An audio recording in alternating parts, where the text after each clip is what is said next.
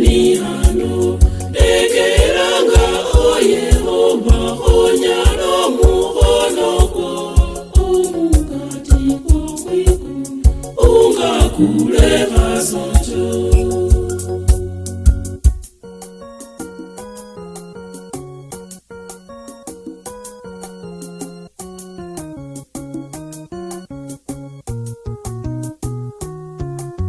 Esitao syomwikulu unjikulengelelo lirubesi elyomundo linjemele imeli obejenge ensiku syokwesinga kasoto.